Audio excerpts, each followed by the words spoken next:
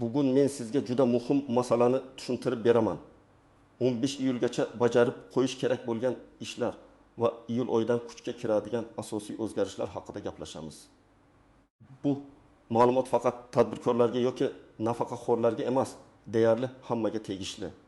Ish haqi oladiganlarga, nafaqa yoki subsidiya kutayotganlarga, kredit to'layotganlarga, kommunal xizmatlardan foydalanayotganlarga, farzandini bog'cha yoki oliygohga tayyorlayotgan ota-onalarga ham aloqador. Agar siz keyinroq ko'raman deb yuraversangiz, pul yo'qotishingiz, arizangiz kechikishi, imtiyozdan foydalana olmay qolishingiz yoki ortiqcha jarima to'lashingiz mumkin. Shuning uchun hoziroq kanalga obuna bo'ling, videoga like bosing va videoni oxirigacha ko'ring. Men buni murakkab qonun tili bilan emas, oddiy hayotdagi misollar bilan tushuntiraman.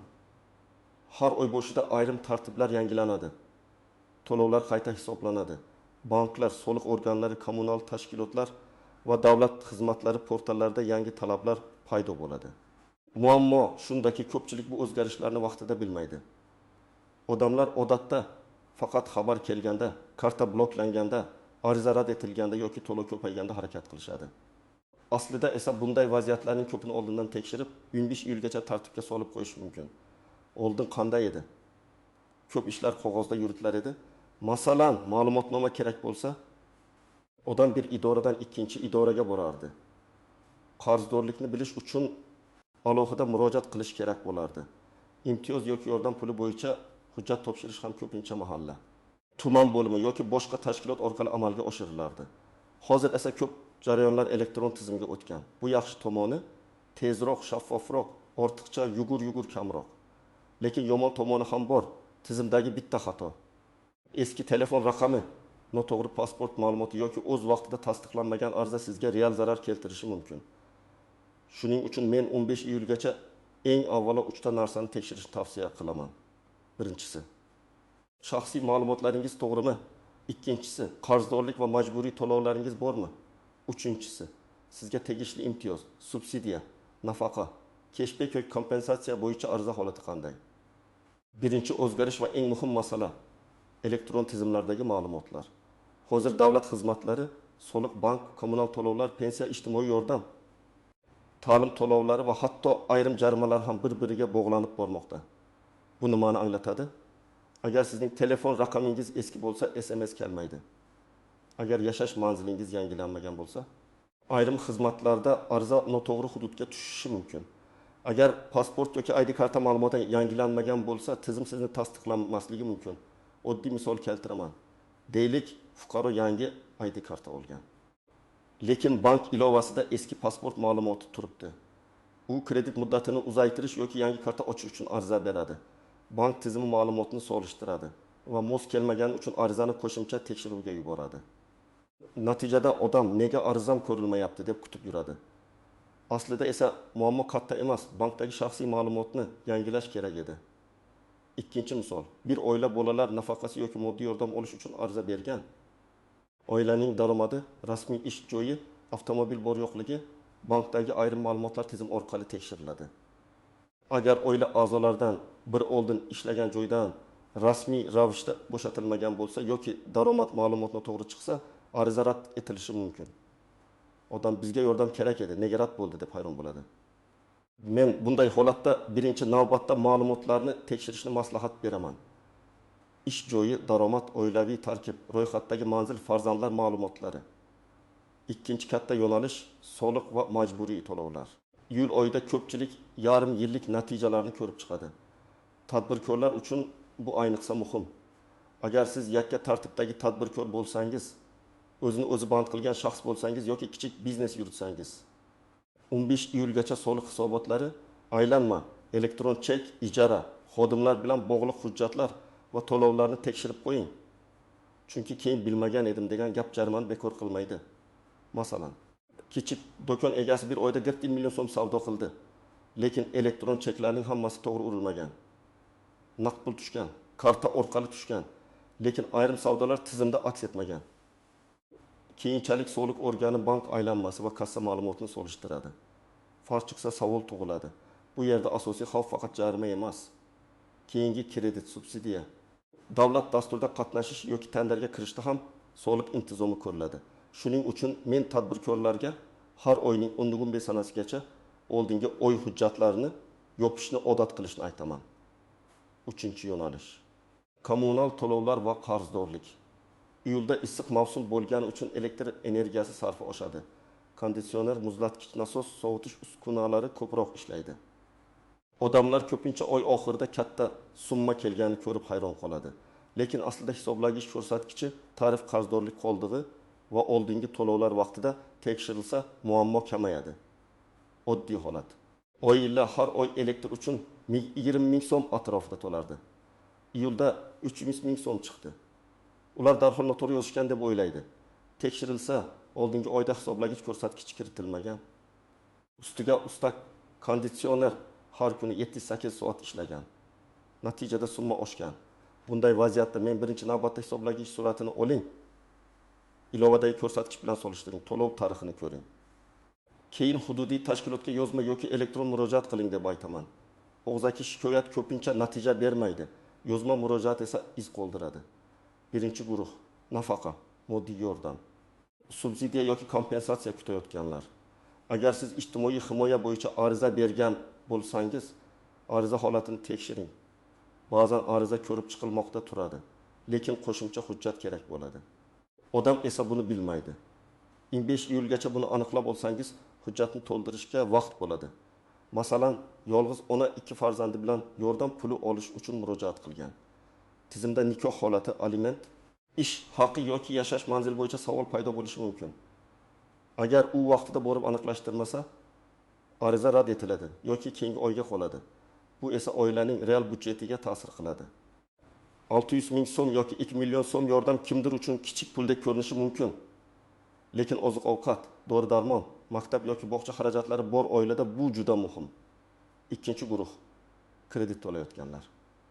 Iyul oyida ko'pchilik ta'til, to'y, davolanish, o'qish to'lovi yoki uy ta'miri sababli xarajatni ko'paytiradi. Shu paytda kredit to'lovi unutiladi. Bir kun kechikish ham kredit tarixida salbiy iz qoldirishi mumkin. Men har doim shuni aytaman. Kreditning eng xavfli tomoni faqat foiz emas, intizomsizlik oqibatidir. Agar siz 1 million so'mlik oylik to'lovni 5-10 kun kechiktirsangiz, penya chiqishi bankdan qo'ng'iroq bo'lishi. Keyingi kredit olishda reyting pasayishi mumkin. 3-guruh talaba bo'ladiganlar va ota-onalar. Iyul oyida qabul jarayonlari, test, kontrakt, hujjat, sertifikat, imtiyoz masalalari juda dolzarb bo'ladi. Men ota-onalarga shuni maslahat beraman. Farzandingizning pasport yoki ID kartasi, telefon raqami, elektron pochta manzili, diplom yoki attestat ma'lumotlari, til sertifikati, imtiyoz hujjatlari oldindan tayyor bo'lsin. Oxirgi kuni tizimga kirib fayl yuklanmayapti yoki ma'lumot topilmadi deyish eng ko'p uchraydigan xatolardan biri. 4-guruh ijarada yashayotganlar va uyini ijaraga berayotganlar. Ijara shartnomasi rasmiy bo'lsa, kelajakda ikki tomon ham himoyalanadi. Uy egasi pulni talab qila oladi. Ijorachi esa asossiz chiqarib yuborilishdan yoki to'lov bo'yicha noto'g'ri da'vodan himoyalanadi. Agar talaba yosh oila yoki ishchi boshqa shaharda yashayotgan bo'lsa, ijarani hujjatlashtirish ayniqsa muhim. Chunki ayrim subsidiya, kompensatsiya yoki ro'yxatga olish masalalarida rasmiy hujjat talab qilinishi mumkin. Agar siz barcha to'lovlarni vaqtida qilayotgan bo'lsangiz, shaxsiy ma'lumotlaringiz yangilangan bo'lsa, hech qanday ariza kutmayotgan bo'lsangiz va kredit, soliq, kommunal qarzdorlik bo'lmasa, katta xavotirga o'rin yo'q. Lekin baribir men tekshirmasangiz ham bo'ladi demayman, chunki tizim xatolar bo'lishi mumkin. Ba'zan odamning nomiga notanish jarima chiqadi, eski qarzdorlik qoladi. Bank kartasida cheklov turadi yoki kommunal hisobda ortiqcha summa ko'rinadi. Bularni vaqtida ko'rib qolish eng to'g'ri yo'l. Eng birinchi nozik jihat, barcha o'zgarishlar ham hamma uchun bir xil qo'llanilmaydi. Masalan, bir hududda kommunal tizim yangilanishi tezroq bo'lishi mumkin, boshqa hududda esa jarayon bosqichma-bosqich ketadi. Bir bankda ma'lumot yangilash ilova orqali bo'ladi, boshqasida filialga borish kerak bo'ladi. Bir turdagi subsidiya uchun elektron ariza yetarli, boshqasida qo'shimcha hujjat so'raladi. Shuning uchun siz faqat umumiy xabar bilan shakllanmasiz. O'zingizga tegishli tashkilotdan aniq javob oling. Ikkinchi nozik jihat. Og'zaki va'da bilan rasmiy javob bir xil narsa emas. Masalan, siz bir idoraga borasiz, xodim bo'ladi, kuting deydi. Siz kutasiz. lekin tizimda ariza kiritilmagan bo'lishi mumkin.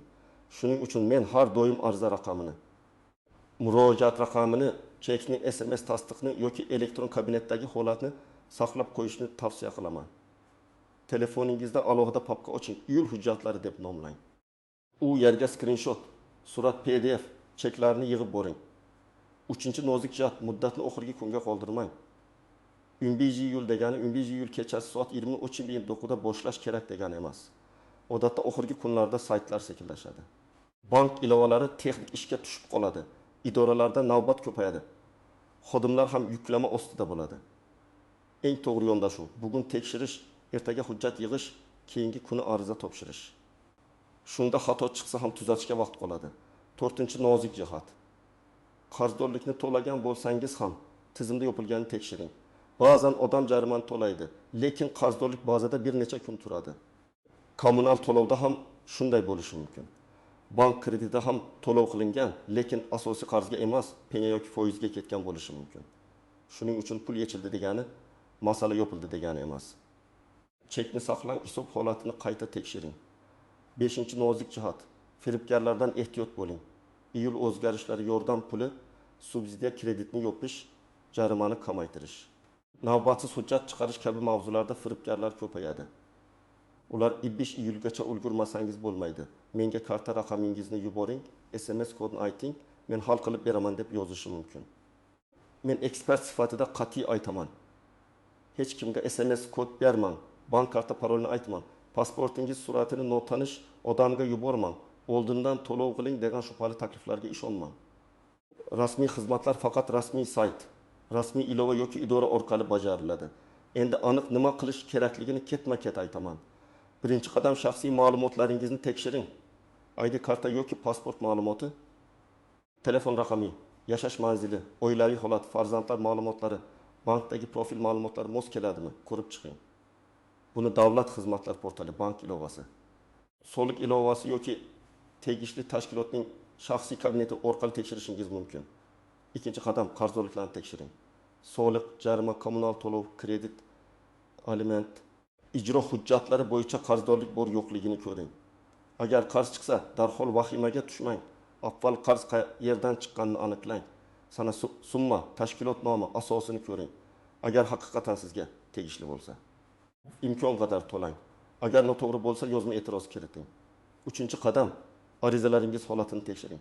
Nafaqa, moddiy yordam, subsidiya, kompensatsiya, o'qishga qabul, imtiyoz, ruxsatnoma, litsenziya yoki boshqa xizmat bo'yicha ariza bergan bo'lsangiz, ko'rib chiqilmoqda degan yozuv bilan cheklanib qolmang.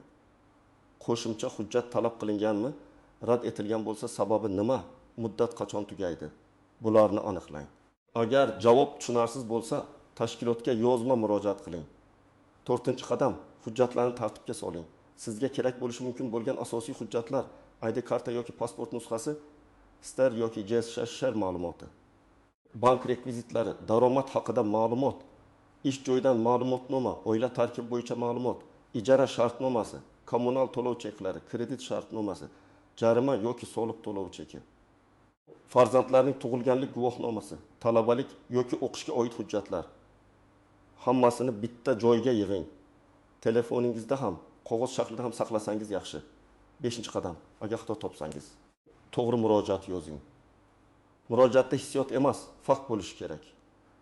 Masalan, mening elektr hisobimda 230 ming so'm qarzdorlik ko'rsatilgan, lekin 5-iyul kuni 230 ming so'm to'lov qilganman. Chek raqami falon. Iltimos hisobni qayta tekshirib, qarzdorlikni tuzatib berishingizni so'rayman deb yozing. Shunday yozilsa, masala aniq bo'ladi. Nega bunaqa qildingizlar, hammasi noto'g'ri deb yozish esa ko'pincha jarayonni sekinlashtiradi. 6-qadam, tadbirkor bo'lsangiz alohida tekshiruv qiling. Elektron chek, hisob, faktura, ijara shartnomasi, xodimlar bilan mehnat shartnomasi, oylik maoshi, soliq hisobotlari, bank aylanmasi va real savdo bir-biriga mos kelishi kerak.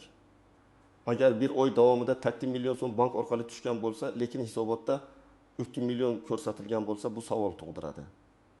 Agar xodim do'konda ishlayotgan bo'lsa, lekin rasmiylashtirilmagan bo'lsa, bu ham xavf. Eng to'g'ri yo'l buxgalter bilan o'tirib iyulning o'rtasigacha yarim yillik holatni ko'rib chiqish. 7-qadam. Oila budjetini qayta hisoblang. iyulda xarajatlar ko'payadi. Elektr, suv, yo'l, dam olish, ta'limga tayyorgarlik, davolanish, to'y va boshqa xarajatlar. Agar kredit to'lovingiz 2 million so'm, kommunal xarajat 5 ming so'm, oziq ovqat 3 million bo'lsa, jami majburiy xarajatni oldindan yozib chiqing. Shunda qaysi xarajatni kechiktirish, qaysi birini darhol yopish kerakligini bilasiz. Men har doim birinchi o'ringa jarima keltiradigan majburiyatlarni qo'yishni maslahat beraman. Kredit, soliq, kommunal qarz, aliment, rasmiy to'lovlar. 8-qadam. Rasmiy manbadan tekshiring. Telegramdagi noma'lum kanal. Qo'shning gapi yoki bir tanishim aytdi degan ma'lumot bilan qaror qilmang. Rasmiy sayt, davlat xizmatlari portali, bankning rasmiy ilovasi, soliq organi, kommunal tashkilot yoki mahalla orqali aniqlang. Agar telefon orqali ma'lumot olsangiz ham, keyin yozma tasdiqa yoki ariza raqamini oling. Birinchi vaziyat, fuqaro avtomobil jarimasi to'lamaganini unutgan. Summasi 7 ming so'm bo'lgan. U mayli keyin to'layman deb yurgan. Keyin boshqa hujjat ishi chiqqanda yoki ijro tizimida cheklov paydo bo'lganda muammo kattalashgan. 7 ming so'mlik masala vaqtida yopilmagani uchun odam ko'proq vaqt va asab sarflagan. Demak, kichik qarz ham e'tiborsiz qolmasligi kerak. Ikkinchi vaziyat, talaba ijara uyida yashaydi, lekin shartnoma yo'q. Keyin unga yashash joyi bo'yicha hujjat, kompensatsiya yoki ro'yxatdan o'tish kerak bo'ladi. Uy egasi esa men shartnoma qilmayman deydi. Natijada talaba qiynaladi. Agar boshidan shartnoma qilinganida ham uy egasi ham ijarachi uchun aniq tartib bo'lardi. Uchinchi vaziyat, o'zini o'zi band qilgan usta oy davomida xizmat ko'rsatadi, lekin tushumini tartibli yuritmaydi. Keyin kredit olmoqchi bo'ladi. Bank undan daromad barqarorligini ko'rishni xohlaydi. Agar tushumlar karta orqali tartibli kirgan, faoliyat rasmiy ko'rsatilgan, soliq majburiyatlari bajarilgan bo'lsa, imkoniyat yaxshi bo'ladi. Agar hammasi naqd va hujjatsiz bo'lsa, bank uchun bu odamning daromadi isbotlanmaydi. Demak, rasmiylik faqat davlat uchun emas, fuqaroning o'zi uchun ham foydali. 4-vaziyat, pensioner yoki nafaqa oluvchi karta muddatini tekshirmaydi. Karta muddati tugaydi yoki bank ma'lumot yangilashni so'raydi. Pul tushishi kechikadi yoki yechib olishda muammo bo'ladi. Bunday holatni oldini olish uchun karta muddati, bankdagi telefon raqami, pasport ma'lumoti va SMS xabarnomani oldindan tekshirish kerak. 15 iyulgacha sizning asosiy vazifangiz hamma narsani noldan qilish emas. Mavjud holatingizni tekshirib, muammo chiqishi mumkin bo'lgan joylarni yopish. Shaxsiy ma'lumotni yangilang, qarzdorlikni aniqlang, ariza holatini ko'ring. Hujjatlarni yig'ing. Shubhali joy bo'lsa yozma murojaat qiling. Bu ishlar bir qaraganda mayda ko'rinadi, lekin keyinchalik katta muammolarning oldini oladi. Men ko'p ko'rganman, odamlar muammo paydo bo'lgandan keyin yuguradi. Aslida esa 20 daqiqalik tekshiruv, bitta chekni saqlab qo'yish, bitta arizani vaqtida yuborish yoki telefon raqamini yangilash bilan masala hal bo'lishi mumkin edi. Ayniqsa iyul oyida, yilning ikkinchi yarmi boshlanganda. Moliyaviy va huquqiy holatingizni bir marta tozalab olish juda muhim. Bugungi mavzudan asosiy xulosa shuki, 15 iyulgacha kutib o'tirmang. Shaxsiy ma'lumotlaringizni, qarzdorliklaringizni, arizalaringizni, kommunal va bank hisoblaringizni, soliq va ijtimoiy yordam bilan bog'liq holatlarni tekshiring. Agar talaba, ota-ona, tadbirkor, kredit to'lovchi, nafaqa oluvchi yoki ijarada yashovchi bo'lsangiz, bu ishlar siz uchun yanada muhim. Men sizga qo'rqitish uchun emas, vaqtida harakat qilish uchun aytyapman. Chunki qonuniy tartibni bilgan odam kamroq pul yo'qotadi, kamroq navbatda turadi, kamroq asabiylashadi va o'z huquqini aniqroq himoya qiladi. Sizda iyul oyidagi o'zgarishlar bo'yicha qanday savol bor? Qaysi masala sizni ko'proq xavotirga solyapti? Soliqmi, kommunal to'lovmi, kreditmi, nafaqami yoki hujjatlarmi? Izohlarda yozib qoldiring. Videoga like bosing, kanalga obuna bo'ling va bu ma'lumotni yaqinlaringizga ham yuboring. Chunki 15 yilgacha buni bilish ko'pchilikka kerak bo'ladi.